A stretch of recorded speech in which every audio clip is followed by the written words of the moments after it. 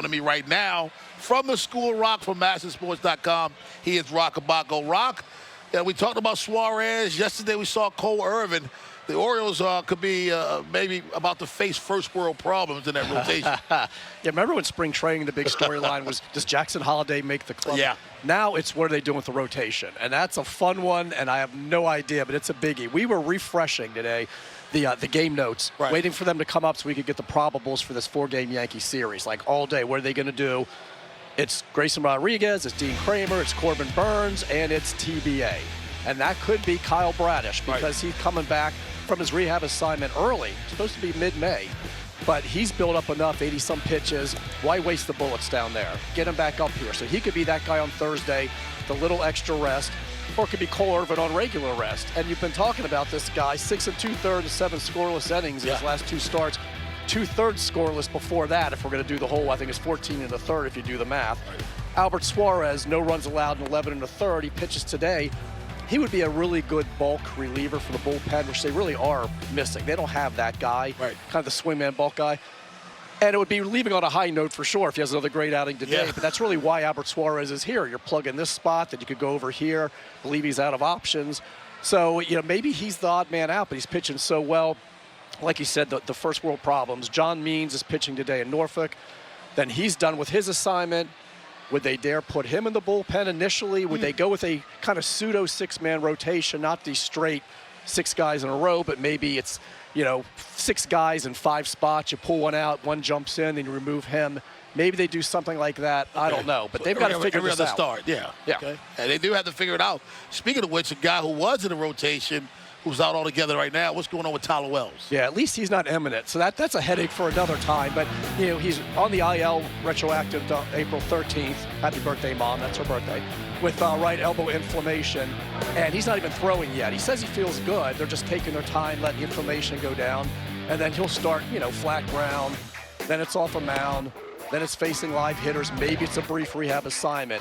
So he's still a little ways away, but he said he's really feeling good. And then we can ask the question, is he a bullpen guy again?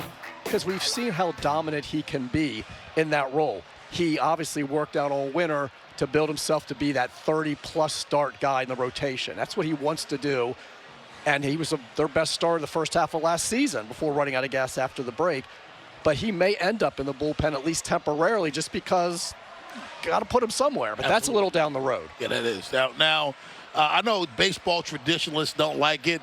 I happen to love it. Man, leave Gunnar Henderson at leadoff. Yeah, I mean, it ain't broke. It ain't broke. So why would you bother fixing it? Look, quick numbers. The Orioles ranked first in the American League in runs, in home runs, in slugging, and on-base plus slugging. They just dropped a second behind Houston in average. They were first. The last Oriole team, the only other one before, after moving to St. Louis, that led in average, in slugging, and in on-base plus slugging was the '66 team that won the first World Championship. And they also led in on-base percentage. They had a clean sweep. This team is not hurting for offense. So if they were, then it would make sense to, hey, take this guy, run producer, put him in the middle of the lineup. But you don't need to do that right now. And again, so, just let it go. He's hitting .302 with a 1.003 on base plus slugging, 3 doubles, 3 triples, 9 homers, 22 RBIs, and look what he's doing against lefties too. He's hitting .342 with a 1.087 on base plus slugging. Now Cedric Mullins, who we know has let off quite a bit, he's 3 for 26 against lefties right now, and I like having him in that 6-7 spot. I like it too. A little bit of pop, speed down there. Yeah. So there's really no need. This is a very deep lineup. You don't even have Jackson Holliday batting 9th now. Yeah. I mean, there's no reason to move Gunnar. I feel like if he's thriving the way he is and the team as a whole is this deep in the lineup, leave it alone. The guy who no one's talking about who's put together a completely great offensive year. What about Adley Rutschman? Yes. Adley Rutschman, by the way, he is just this guy's flying under the radar, by the way. How weird is it that Adley Rutschman? It's like, oh, by the way, he's quietly having like a really good, like best catcher in baseball. Nobody's talking about him. Yes, it's kind of almost like an MVP kind of start with him, but we're just, and it's obvious why, so obsessed with what everybody else is. Gunnar, Jordan Westberg, the start he's off to.